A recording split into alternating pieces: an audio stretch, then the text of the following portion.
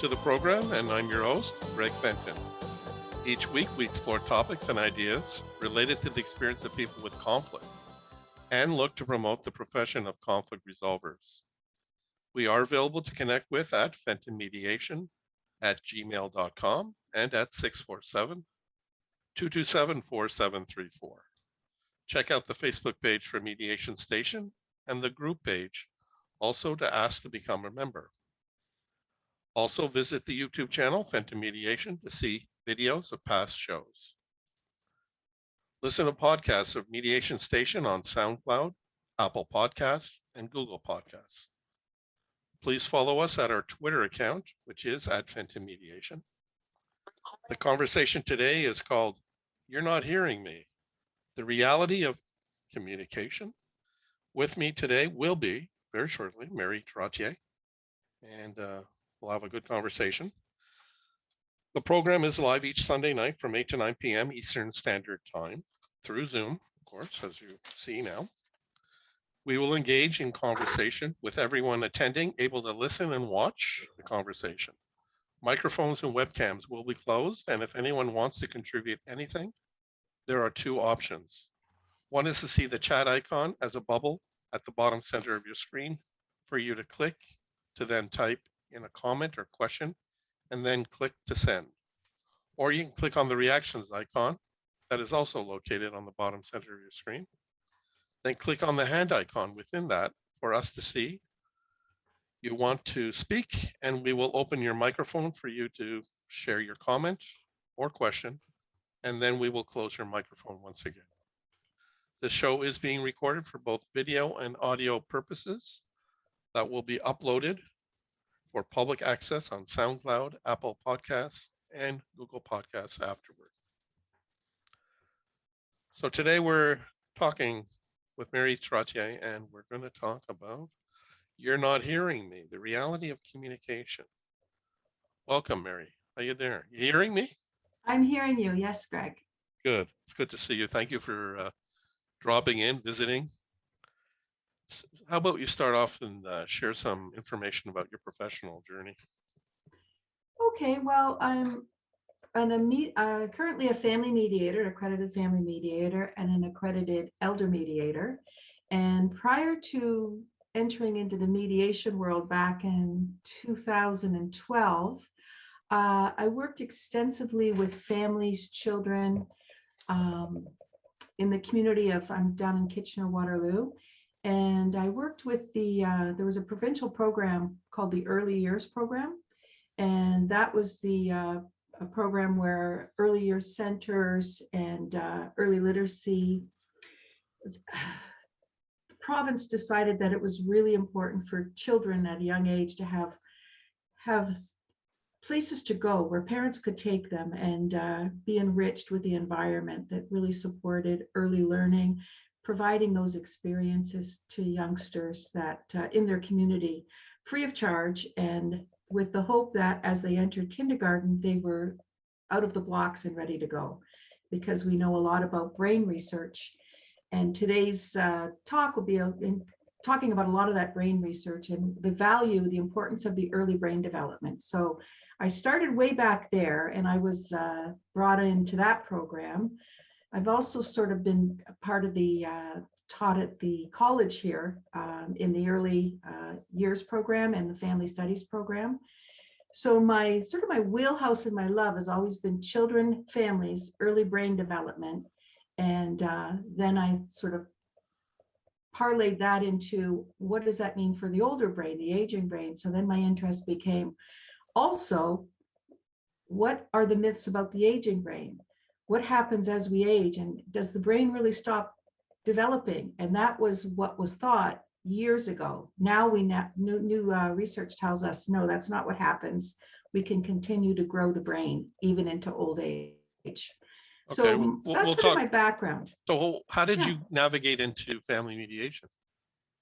Family mediation came up when I was making a career change as the programs with the province sunsetted, term they used a lot. What did I like to do? Where were my interests? And my interests were always with people.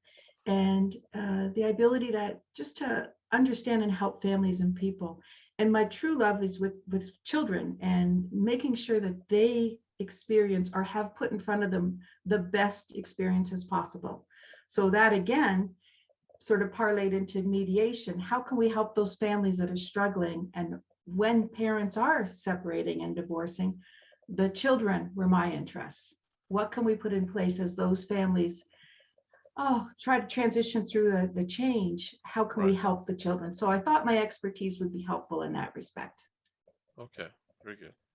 So what have been the things that you found to be most impressionable on you as you have journeyed along in your work experience in life, etc.? Oh, well, that's a big one. What has made an impression on me? Yeah. I think one of the things that I've always done is I love learning. So I'm one of those people that I need to keep learning new things. So as I sort of developed my mediation skills and developed those expertise in that field, I'm most impressed by how we have the ability to help others. And by really becoming strong in our knowledge base, reading the research, learning more, staying on top of things, always getting new training under our belt, that expertise is really valuable to those that don't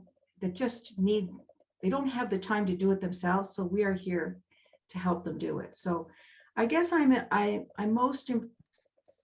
impression I hope to make, maybe not that it's been done to me, is make it easy for people to transition to the next phase with the least amount of negative energy on children. Does that make sense? As long as it makes sense for you. I mean, I'm not here in judgment. I mean, I appreciate what you're saying and I hear what you're saying. I'm listening for sure. Mm-hmm. So this question is similar, though it's distinct. What are the things that you value about what you do and how you do it? I value that I'm being called upon to enter into family relationships that are could be at their worst, could be at their hardest, could be at their most emotionally and high, just there's a family dynamic that is very, very touch point, very hot. And what I'm honored with is being able to intervene, come into those settings, be allowed into those settings, and being trusted to perhaps help people move through that. So I'll never underestimate the value of people opening up and allowing mediators to come into that space and trusting that perhaps we can help them maneuver this hard time in their life. Well, yeah, and I mean, what you say is it's about people allowing into their space. It must also be from the point of view of the mediator, how they've created the conditions that provides for the person to feel that they can allow the person into their space too. There has to be some sense of safety and trust building that's identified and felt by the person to say, hey, let's do this thing with you as our mediator person and help us to try to do our things. Absolutely, 100%. And I guess as mediators, never lose the fact that be honored that you're being allowed to come into that space, and to build that trust and to build that rapport is critical. How do you do it? What do you do when you've got pushback? How do you maintain that? How do you let those families feel that they do have that safe space? And what are the different skill sets you can bring to the table as a mediator to ensure that not only happens, but happens quickly, because they're on the clock and they're paying for your services. So how do we achieve that efficiently, effectively, and soundly? Yeah, though, as part of your experience for sure, that each person intersects with their moments differently from the next. Even the couple, they're at different points of where their mind is at, their journey has been, and where they foresee their journey to go. So, Exactly. Yeah, exactly. So what's your take on the brain? What's this thing called the brain to you? Well, I've got, for probably the last 20 years, it's been I just love the brain. I love the brain. I love learning about the brain, reading about the brain, understanding the brain. And I have been to a lot of international conferences out in the west coast of California.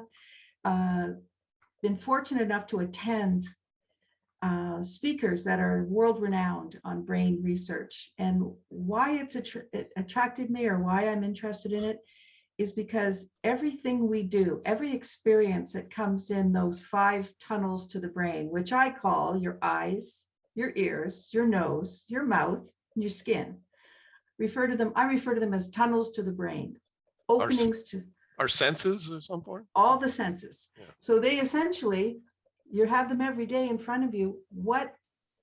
When they allow experience sensory input into the brain, what does the brain do with it? And if those sensory inputs are positive, what happens to the brain? If they're negative, what happens to the brain? And then what can we do to help create? And again, I go back to children, because I have an incredible affinity for children and their development, is if children are in situations where that's not the best, they're not getting the best sensory input, then what's going on with the brain? What do we know about the brain? What's the physiology of the brain? What can we do as the grown-ups on the outside to ensure that we create those environments that bring what's best for children to enrich them in a positive way? I don't know if that answers your question, but that's where my brain background comes from. I really I'm trying to say, how did you connect that, hey, it's the brain that really connects with me or interests me relative to, I'll throw it out there, a foot. That's a joke. That's a joke. I understand. Nevertheless, why'd you pick the brain? Yes. What I came to learn just through, I used to read brain research as a hobby. Instead of novels, I would pick up a brain book. Why? I don't know. What age were you at this? This was probably my early 20s. Okay. It just was an interest. My degree, my undergrad degree is psych, and then my master's degree is in adult ed and training. So the teaching has always been there for me, that academic sort of background on why do things happen? How can we learn better? How can we provide better learning? So I think that's always been there. It's just been one of those areas that just, you read one article, you hear one story, you want to learn more. So throughout the years, probably for the last 25 years, I've used my knowledge of brain in everything I've ever done. And I did a lot of early literacy and language development work with school boards, teachers, and presented Brain Gym is another sort of aspect of the brain. It's actually a program where it's been used in schools, it's used with adults, 2-3-minute exercises that help wake up the brain, calm the brain, excite the brain. So depending on the learning situation, what do we need to do for the brain? So the training I've gotten and the expertise and the programs I've taken have all been to strengthen my knowledge of the brain. So in terms of mediation and its connection for you, how do you transition the knowledge that you've acquired and that you continue to acquire into the practice that you do with mediation? What I see in mediation is stress. When we have couples sitting in a room, there can be incredible stress. There's anxiety, there's fear, there's stress. Stress on the brain. People in a stressful situation cannot make rational decisions. Mediation is the idea of coming together to reconcile issues, to make decisions to move forward. What I see the importance of understanding how the brain works in mediation is, if you have stress in that space, if either of the parties is feeling anxious, uneasy, unsafe, you won't be able to make rational decisions based on any information coming into that room. So the importance of just a little bit of knowledge about how the brain reacts under stress that mediators could have, I feel, is critical to being the person in the room who can rid the room of the stress, just from a few strategies, little exercises you can do. It's an incredible tool to know that here's what you can do if there's stress, because you won't get rational decisions made if there's stress in the room. The brain doesn't work that way. As a mediator, though, is it, for me, it's important that I try to tap into a person's lived experiences in some form, not in a counseling or therapeutic way. It's a way to say, okay, this is what's happened. It's to go deeper a little bit to say, why has that happened? And what does that feel like for you? What does that mean to you? So how do we navigate with, people who really would be best tapped into their feelings, their emotions that can be irrational and, where they're not always making the rational decisions? One of the things you'll find is those triggers from the past, triggers that set people off, triggers that inflame. When you're in mediation and you're hitting those hot points or those old buttons that are going to be a trigger for some type of past experience, the brain remembers those past experiences and how the brain interprets the current experience, the current words. It could be a smell, it could be a word, it could be emotion, it could be how the body moves. If the brain remembers a past experience that was perhaps stress-ridden, in a flash, that'll come back into that mediation room. So understanding how triggers work, how you can read that among your clients in a mediation space is really helpful to make having the process be less stressful. And so, with the stress and the irrational, I'm looking at the other side of the rational, the irrational. How does that contribute to meaningful or effective decision-making or not? Well, what happens, and I'll talk to the physiology of the brain. Okay. I have a brain model here. I don't know, is there video that people would be able to see it? Sure. Not right now. So you can pick up, there's your brain. Okay. Thank you for sharing your brain. I appreciate it. Here's my executive toy that sits on my desk, and it's essentially the size of a human brain. Human brain weighs about 3 pounds and is about this size. But what happens in the brain is all the thinking is done up here in the cerebral cortex. So people, and this is the part that forms last with teenagers. So if you're parents at home with teenagers, realize that this part of the brain doesn't finish forming until about the age of 23 to 25.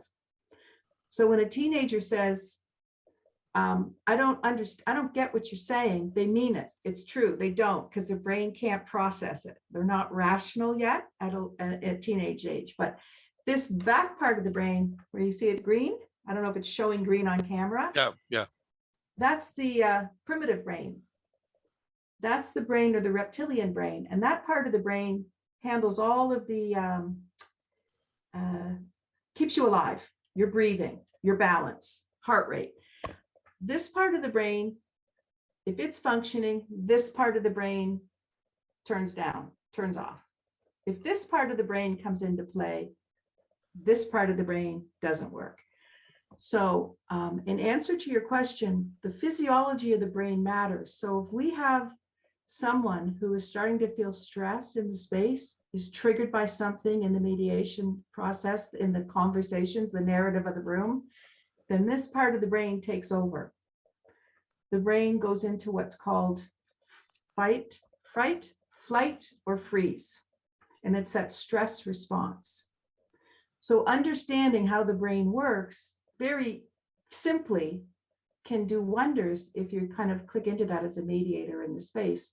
You can tell when someone goes into the fight or flight or freeze mode. You can tell by their body language. You can tell by just different nuances in the room, how they talk, how they don't talk. So understanding that, those sort of, they're not going to say my brain's in the back, it's not in the front. Picking up on those nuances as a mediator can help you ease the process for people. So it sounds like the front end and the back end are never simultaneously in function.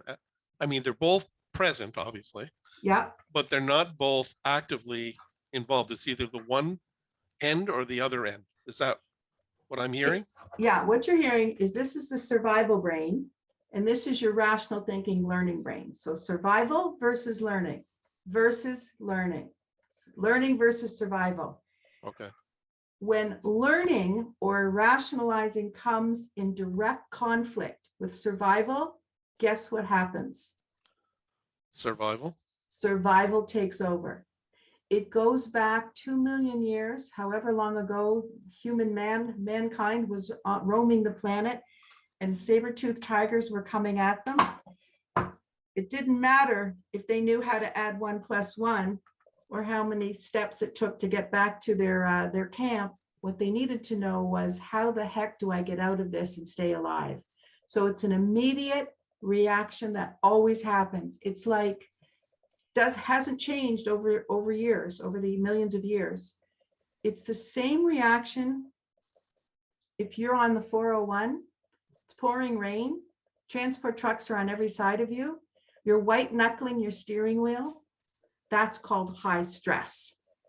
So at that point, all you're trying to do is ensure that you stay alive on that highway. You're not going to be thinking about anything decision making. So it's that same sort of feeling that the brain switches on. It hijacks the other one. So when the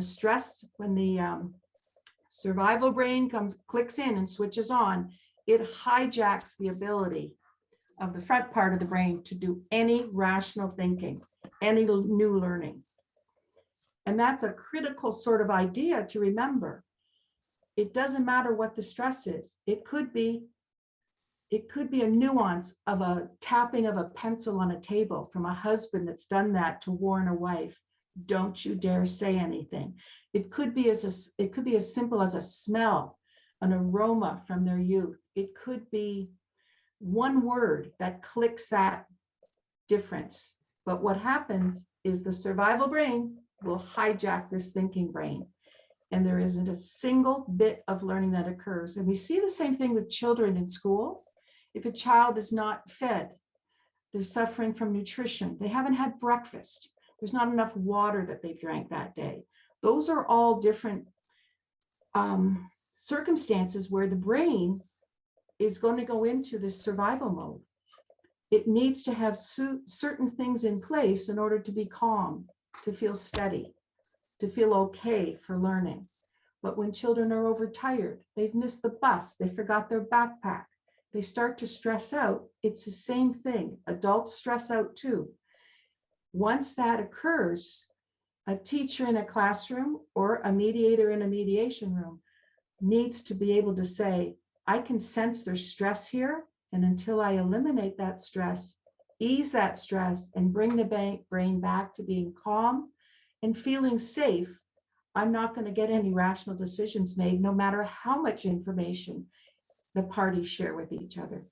Does that make sense? So this is something that you are speaking within your own mind about, that you're informing yourself about the individuals in your presence, rather than saying it's stated to them directly. Oh, as a mediator, you mean, do I verbalize that? Yeah, do you verbalize that? No. I just know, I just have the intel, I'll call it intel. I just know based on my training what's going on and what I can do to ease the situation. And you literally can see the change, Greg, in the room. You can see the shoulders relax. You can see people take a deep breath. When you see that you've given them that space to just catch their breath, chill a little bit, you can bring them back. And it could mean a 5-minute break in the room. It could mean just saying the right thing. Yeah, that's why we promote a lot about silence and pausing, because it allows people the space to process their moments their way. Exactly. Absolutely. The value of a silence, well placed in a mediation session, can work wonders. We think we have to talk a lot. We do not. Well, we don't have to take up, yeah, we don't have to keep the chatter going all the time, right? Because everybody processes their moments differently than the next. And if we're always filling in the blanks Yeah. as a mediator, then we're not providing the space for the individuals to connect with their own lived experiences and be able to share about them. So exactly. I have another thought for you, if I could. Oh, please fill the Zoom with the thoughts. So the dilemma of human communication, if we could title it that way, is how do you get the cortex of one brain to talk to the cortex of the other person's brain? So you want dad's brain to speak to mom's brain, one partner in the mediation's brain to speak to the other person's cortex brain. So that's essentially this top part of the brain. We call this the top, this the bottom. Okay. So all the smart things that we do as humans happens in the top part. All our ideas are created here, processed here.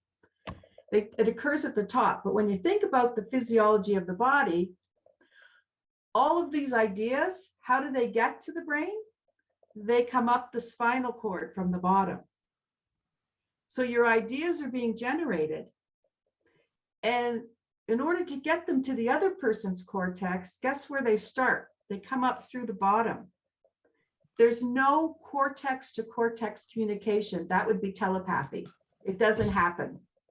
So what happens is it comes up through the bottom first. When I say it, I mean your ideas.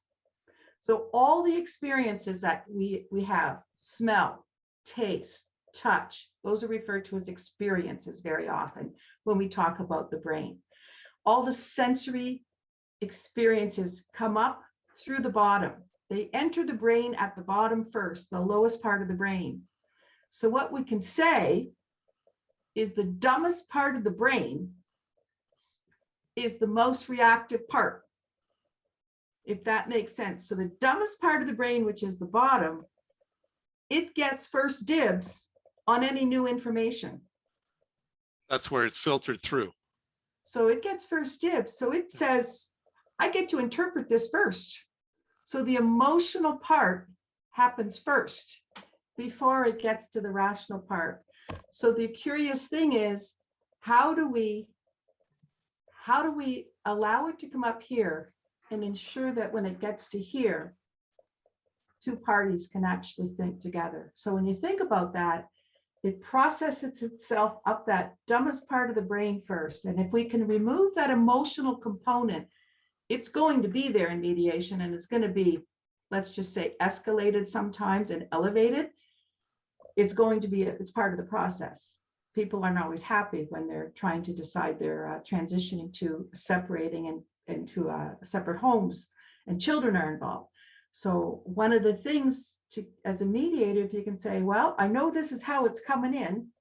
We've got to get past this emotional sort of, interpreting what's happening. How do I do that? How can I bypass that or allow that to happen quickly so we can get to the part where the thinking happens? Does that make sense? It all makes sense. It's whether it actually can occur in my thinking, because there are people who are more prone to be emotional based, relative people who are like absence of having emotion. They're just more formal. They don't go to the emotions. There's couples that have forged a relationship like that. And maybe that ends up being one of the major reasons why they end up transitioning apart from each other. Then you have them in the room together. I mean, you got somebody who's emotionally founded and someone who's rationally with the front end of the brain. How would you navigate a process that the person who's with the back end always, for the most part, trying to communicate with someone who's at the front end always, mostly? Good question. Good question. It's all based, it's hormones. Hormones are flowing through the brain. And what we want to do is those hormones that are the stress hormones, and these are the same hormones that have Olympic athletes blasting out of a starting block and doing the 100-meter dash. They still call it that. These are the hormones that give you that accelerant, the adrenaline, the cortisol. These are the stress hormones. And when that highly emotional client comes into the mediation room, I think having an awareness of these stress hormones, you got to settle those down. And that's what's causing high emotion often. Sometimes people are just drama queens and dramatic. And it doesn't mean they're under stress. It just means that's their personality. But if that adrenaline and that cortisol, just to name a few, there are other stress hormones, are flowing into the brain, then that's the signal to that brain. We're down at the survival brain. Somebody who's more rational has the hormones that settle the brain, sometimes the happy hormones. I could go into naming them, but it's a bit busy with that. But just knowing you've got to settle down those stress hormones as a mediator. Your question is, well, how do you do that if you've got one person that's this way and one person that's this way? I would hazard a guess to say you can't define people like that, because we're all in different states at different points of the day based on what hormones are active. Yeah, it's a continuum that's always ever present. It's fluid. It changes, transforms continually. You know, people have personalities too, right? Which contribute to how they also make decisions, whether they're competitive, whether they're collaborators, etc. So, getting people in the room together, well, it's hard enough on its own. Once they're in the room, trying to get them to hear each other is another challenge. And then you got the mediator there who's trying to, I would say, hear both of them and process that and make sense of it. So it's a continual journey of trying to connect in different ways and different levels. The difference between hearing and listening, right? What is that? So yeah, go there. Yeah, explain that, please. Well, hearing, I guess you could refer to hearing as one of those sensory experiences that the brain has. It's sound entering the ear tunnel and heading to the brain. So hearing is essentially it's a physiological activity. It's sound hitting an eardrum and going to the brain. Everybody hears, but do they hear? Listening, hearing is, I guess you could say that hearing is just not active. It's non-active. It's just passive. It just happens. Whereas hearing, I guess I would interpret it as hearing is active. It's taking what you hear, and actually you have to put an effort in to understanding what you've heard. So it's hearing things but not listening. You've heard people say, you're not hearing me, you're not listening. Well, that could be true, because hearing is actually, there's an effort that's needed to hear words, to interpret words, to react to the words you've heard. Or listening, I'm sorry. Yeah. Hearing is just it's just a passive event that happens. Yeah. So what if I might express myself here to say that hearing is more about, quote, the sound, and then listening is actually doing something with or from the sound. Exactly. It's a sensory process that you have to, you perceive the sounds and interpret that you respond to what the sound is. Whereas here, that's listening. Hearing is just the sound coming in. Right. Yeah. Sure. I go like this. I don't know if you can hear that. Yeah. And then it's like, if I was to yell, and I'm not going to, and you just sat there, you might be hearing it, yet you're not listening necessarily to it. If you were to tell me to keep quiet or lower my voice, that might be more inclined to be where you're listening, to try to change or transform the sound so it's no longer that yelling at you, or that you perceive to be at you. So I think it's more fundamental about it's an action. It's an intentional process, yeah. Right, yeah, it's deliberate. And you're trying to make sense of the words and the sounds that you hear. So that's listening, is how I would interpret it. It requires attention and you have to tune into it. Whereas hearing, it just happens. It's like, So how important, or how would you identify listening as a skill or competence for a mediator? whoa. Here's what we know. Here's what research informs us. One of the most difficult skills for adults to learn is how to listen. We've all been in those meetings, team meetings, staff meetings, where you're sitting around a table and you're being asked for your opinion or to give feedback. And as soon as you do, you haven't been heard. Whoever is asking that question stands in wait, not to hear, but to respond. So it's one of the hardest skills for adults to learn, hard for kids, but even adults are very poor at having the ability to listen, to sit back, listen before they jump on it and respond. Like, we've all been in those situations where you can't even finish your sentence before someone is jumping in to reply with something that doesn't even connect with what you just said. Yeah, I might equate it, from my understanding, the distinction of reaction to respond. Reaction is basically from one's own mind, one's own point of view, or even with closed-ended and open-ended questions. It's from the person asking the question when it's closed or leading. Or reaction is based on the individual. And the response, or the open-ended aspect, is based on providing the space for the other person to fill in for themselves, giving that pause, that opportunity for people. Okay, so what's going on for you?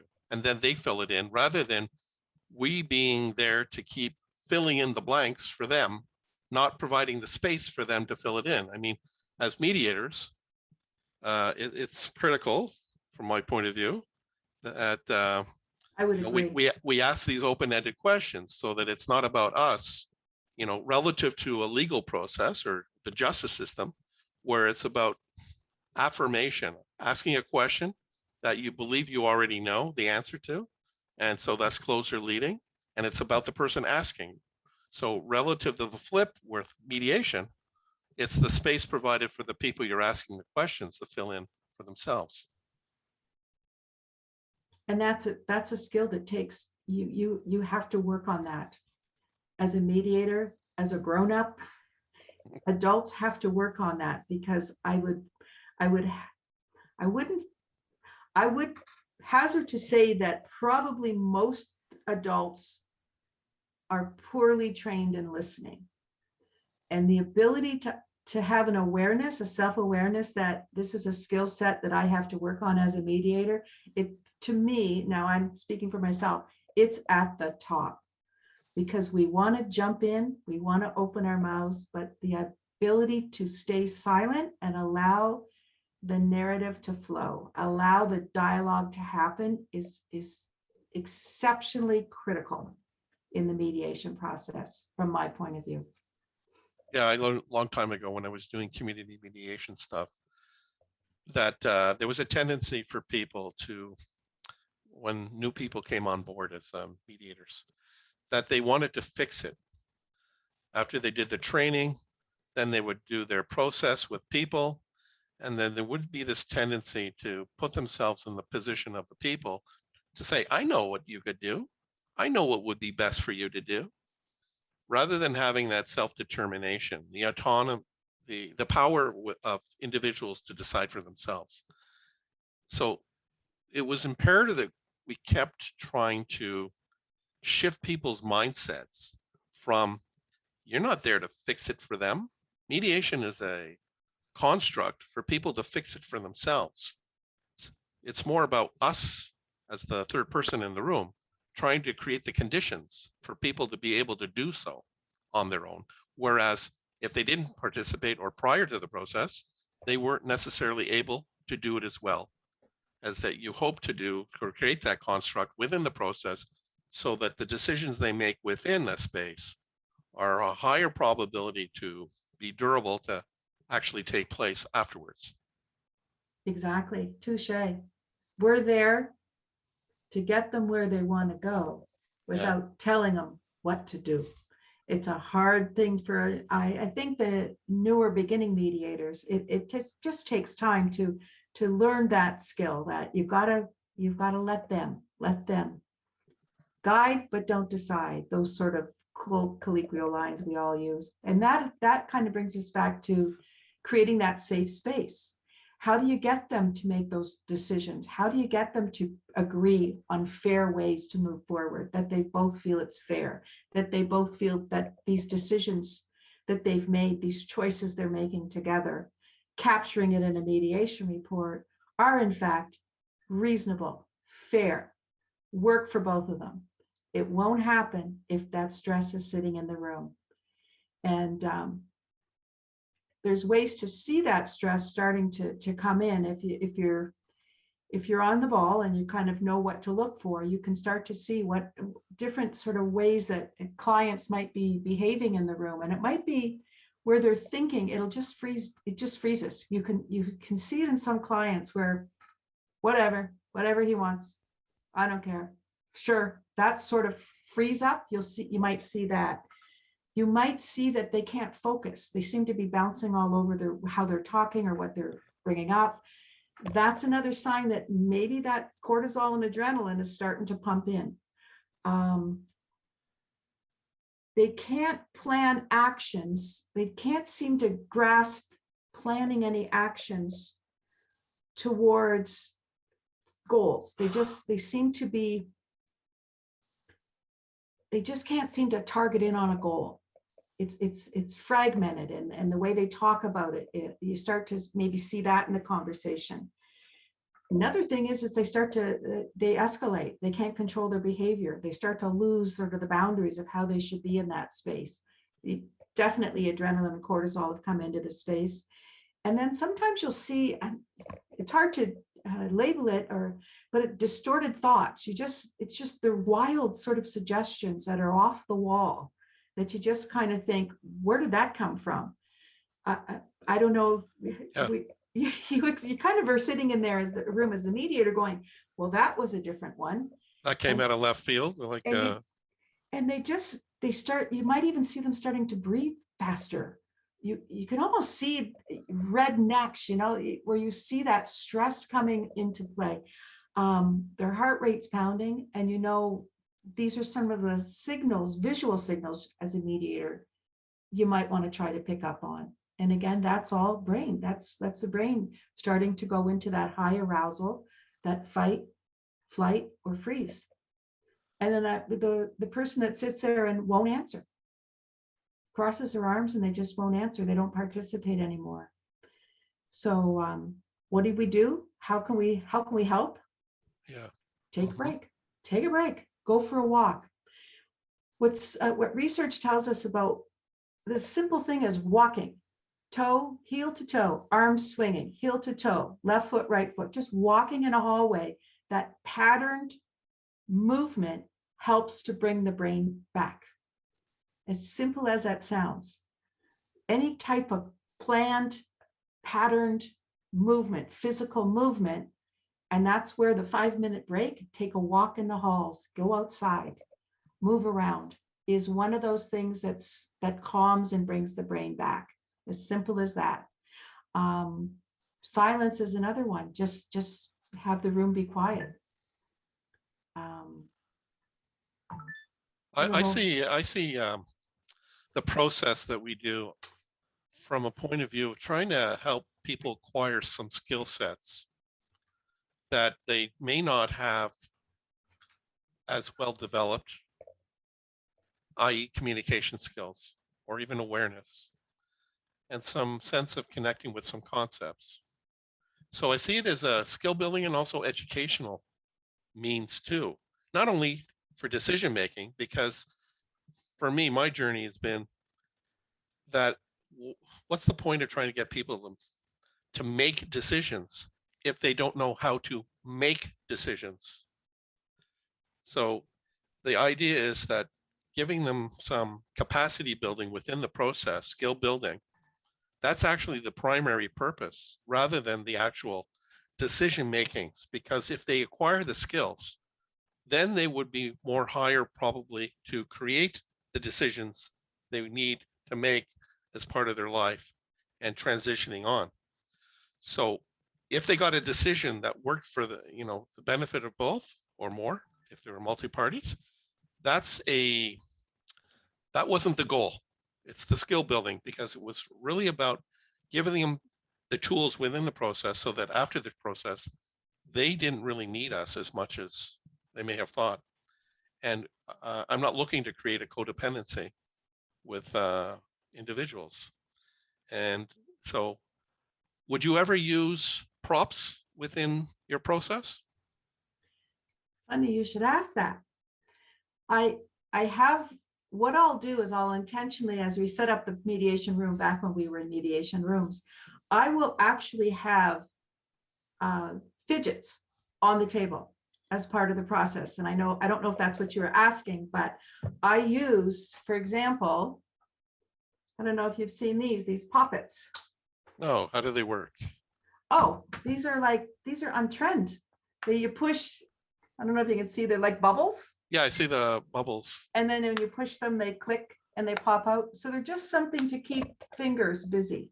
Oh, fidget. Yeah, so when people are, quote, fidgety. Fidgeting. So this helps calm. If you see somebody who's just come in from traffic in the GTA, or they come into that mediation room and they're elevated, they're just anxious, and you can tell they're in a sweat because of whatever their morning was. These I'll have on the table. These I have on the table. These are just little props and toys. I don't know if you've seen these.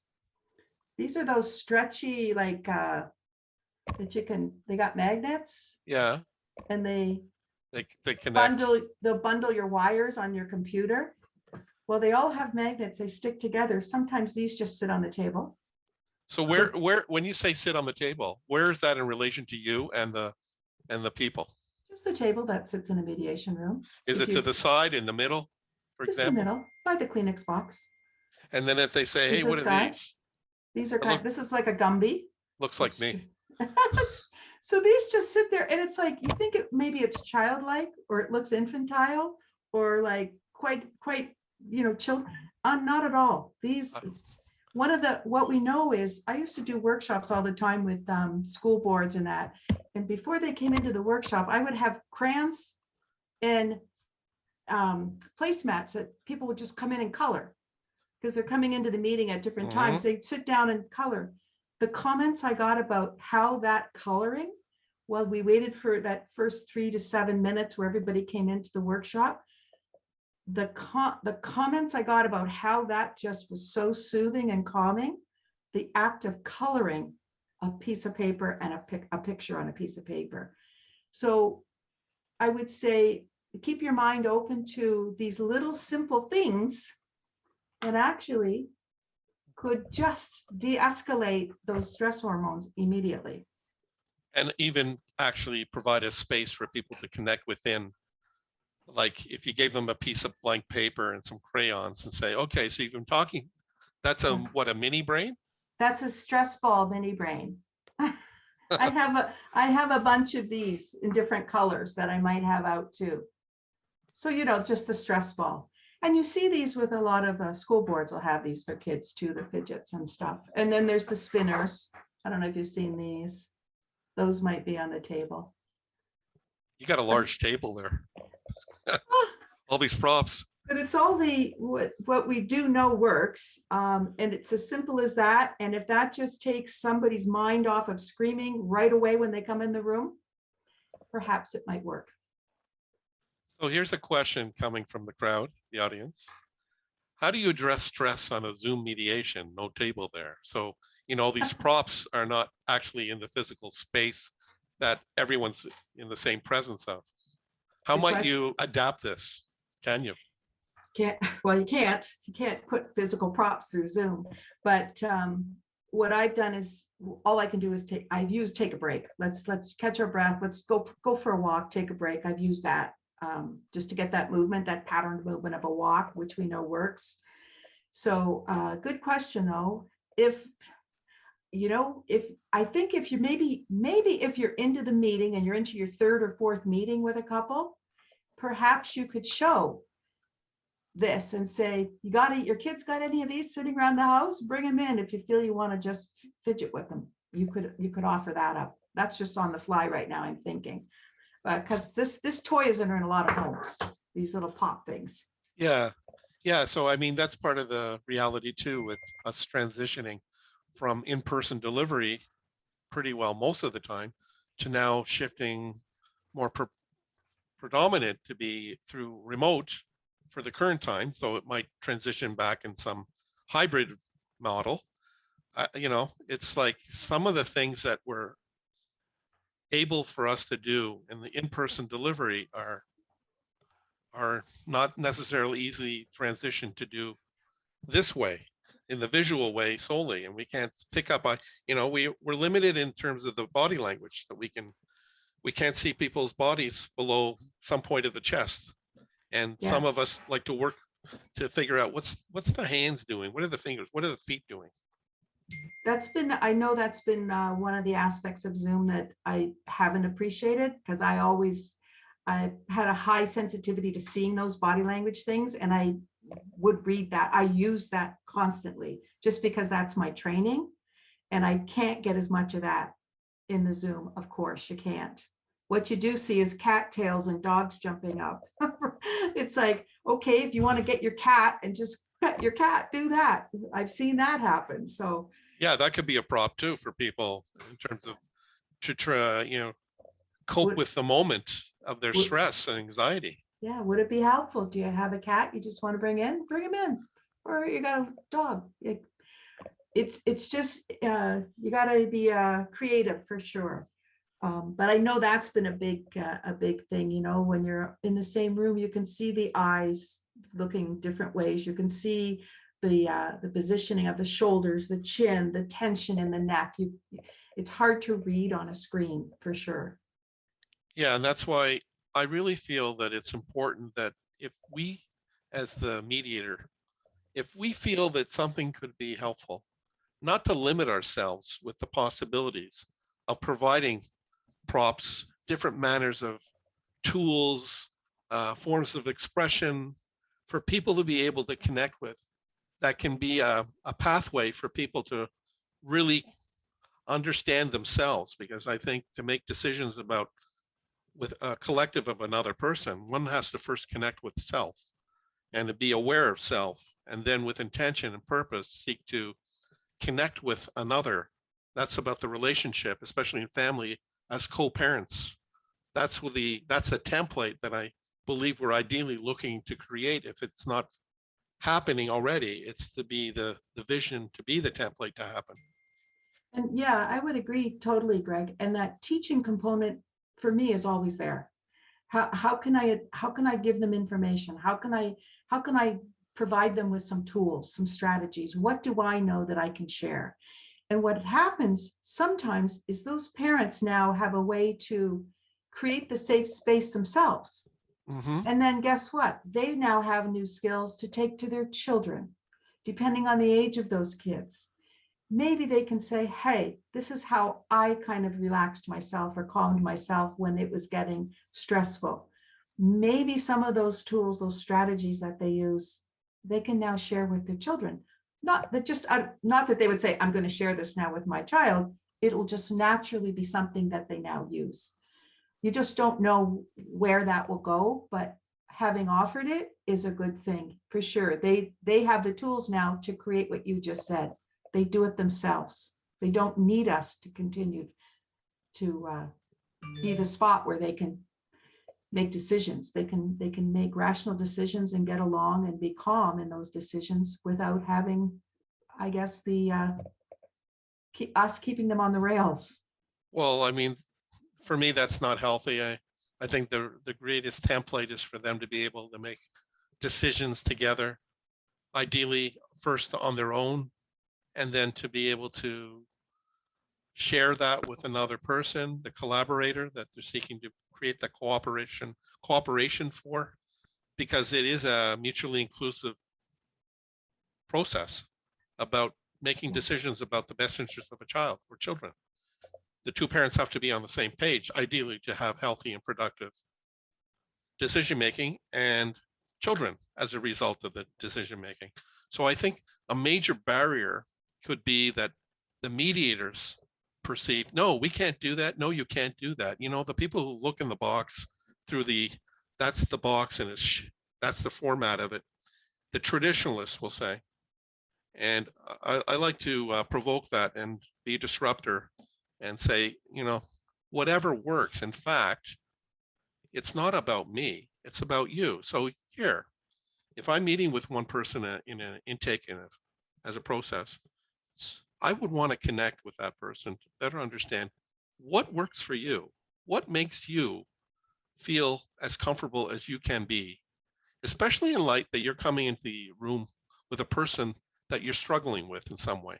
So I want to get it from their mouths, their minds, what works. And then I say, maybe that's a way we can incorporate into the process. And that intake, getting that intel is critical, right? Mhm.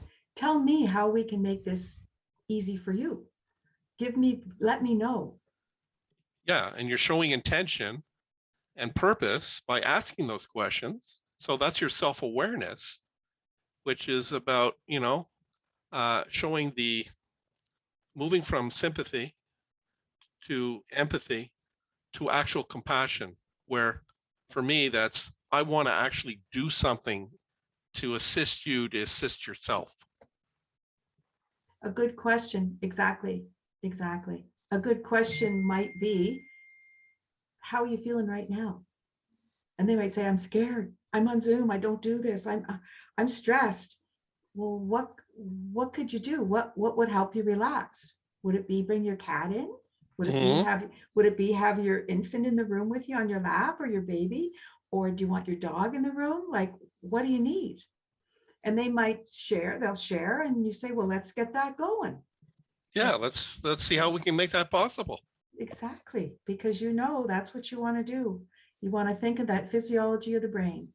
How do we get the dumbest part of the brain, where those emotions first come in, and get them over to the cortex so that the two cortexes can talk to each other? It's kind of being a little bit of a magician at times. Without really telling them what you're doing it. Right, and that's the real power and the effectiveness of a mediator who, when, you know, things have happened and it's just been so subtle and understated, and then afterwards, you know, in the room the light bulb goes off or whatever, because we've helped to contribute to create some conditions for people to be better connected with themselves, to then be able to be better connected with the other, to be Exactly. able to not only hear, to listen to the other person, the other parent, and then Yeah. let's do something together. That's the ideal for collaboration. And those decisions they make together are made in a calm setting, with as limited emotion as possible coming into it, if we've done it. And it's all done so subtly, as you say. It's like the 5-year-old's birthday party that goes off without a hitch. It's because mom and dad have put 3 hours of work in behind the other end before people arrived. Those perfect parties we have, the work involved to create those calm spaces, and with ease everybody comes into the space. It's the same idea. The work is already done.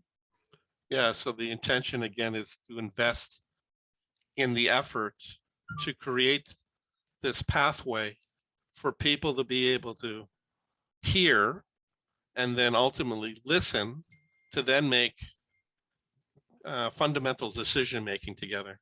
Yeah. And it's the idea, again, I come back to the brain. And a little bit of understanding that intel a mediator can have about how the brain works might help them ask those questions that creates the room that's safe or feels comfortable. And I would even say, bring your brain, your model of your brain into the room, put it on the table. You know, people are naturally curious, and they're going to say, Well, what's that? It looks like a brain. And then you could sort of, you know, inadvertently start to explain about the brain and the decision making and the back end and the front end. And somehow you're, without hitting them on the head with this, you're presenting information that could be informative and educational. And then they conceptually may be able to appreciate why they're here and what they need to do. Fabulous idea. I like that. It's Uh, like, it's like the prop, the teacher's prop uh-huh. that creates the questions and the aha moments of, oh, kind of takes their mind off about why they're mad at each other maybe for a few minutes. And then, Or yeah, and you're creating a, it's shifting it down the from the negative pathway down a more positive or hopeful pathway. yeah, we're getting that emotion past this part over to the top part, maybe a little faster. That's a good trick. I like that. Sure, you're welcome. And then they can each have a squeezy, right? That sits by them. Sure, and if, in fact, if we're doing it through Zoom, to answer the earlier question, I'd say, you know, I don't have one of those squeegees here with me. I could have it like in my hand here. I am working with it, and so it's the nonverbal stuff. Yeah, Don't you you're love just it? you're just working it, and then someone say, "Well, what are you doing there?" Well, I'm just, you know, I'm exercising my fingers. I'm just processing my energy. I'm reframing it in from a, you know, a little stress to something more positive. And I think it's, for me, it's really helpful to be vulnerable. Yeah. I'm okay with saying, hey, this is something I need and it would be helpful because you know what? It helps me to help you. Yeah. Give them that, give them that feeling that it's not just them that are vulnerable. We are too. We need, Hmm. we need supports and we need little gimmicks and gadgets maybe. Yeah. And why not? You know what? It doesn't have to be so sterile and rigid, that mediation space. No, Not at all. I like to put some humor in there at times Yeah. strategically. It's also about trauma because we're working with people's lived experiences that could be very traumatic. And also the other aspect of trauma is vicarious trauma. How we as professionals in the room might be affected or triggered by the people's experiences of their own situations. So everything's a loop and a connection in from my point of view. Yeah. Yeah. We all know we've left some mediations feeling really good and we've left some ready to kick the wall. But Yeah, you never let them see you sweat, right? maybe, maybe not. Yeah. You just channel it in a way that it turns out to be productive and healthy, So the, especially I for guess, them. yeah, I guess sort of my end line would be just be aware that survival brain will hijack that thinking brain, the rational brain, once So, those stress hormones get flowing. so what would you say is a sort of learning from our conversation that you could put into some words? Well, I would say the takeaway is that just have an understanding of when emotions are running high, there's an opportunity for stress to run high. And if stress if stress is present in that space, you will have a very difficult time getting people to make rational decisions for their children. Your job at that point is to try and reduce the stress, to create calm so the brain can get unhitched from the survival brain and come back to that calm area where rational thinking can occur. That would be my takeaway. Be very observant to the level of stress in the room. Yeah, so that's you know, for some people that's going to be a process to do. Other people it might be a more easier process though. I don't know how many mediators actually are consciously aware of what you're talking about, though I really see the need to be so, because that will equip them with more skills and more capacity to do an even more better process for the benefit of the parties. Yeah, it's a huge tool to have in your back pocket for sure. Just that intel about that for sure. Yeah. But it's not your typical curriculum component on any training for sure. Well, who cares? We wouldn't get it. We wouldn't get it in our mediation training. No, I know. It's an add-on in some form. Yeah. So, I mean, there's a number of things that could be complemented from the traditional model of teaching and training and educating about mediation. And I think the traditional model is really it needs to be disrupted and provoked to be, and be changed totally. I mean, we didn't even talk about culture and how people of culture and identity and difference and how they process, and rather than being from the traditional broader mainstream white person's perspective, that there's much more to the world than the ideals that come from someone who looks like me. Yeah, somewhat limited in the approach. I would agree. Mm-hmm. I would agree. Yeah. Okay, so we're almost closing. Put it out to the crowd. Anybody want to ask a question or make a comment before we say see you next week? Thank you, Mary, for a very informative discussion. Well, thank you very much for considering me to come on tonight, Greg. I do appreciate sharing a little bit of what I know about the brain. Always like to talk about that. Absolutely. Maybe we'll find something else to talk about next time in terms of another context maybe of the brain. I don't know. Okay. I'll provoke you some way in a positive way. No stress. Fascinating. Thank you, Mary. You're very welcome. Yeah. Okay. So we'll get this put together, and it'll be a tool as well for you you can take pieces of it and incorporate it as part of whatever you do in terms of trying to educate and inform people about the brain. Not trying to tell you what to do, just sharing ideas. No, you would never, you just want, without telling me what to do, you're just going to get me to where I want to go. I'm trying to connect with you. That's my mediation line. Oh, we'll tell you what to do. We'll just get you where you want to go. Yeah. Okay. Thanks very much. All right, so we're going to say thank you everyone for attending, and we're going to say goodnight. See you next week. Good night. Bye-bye.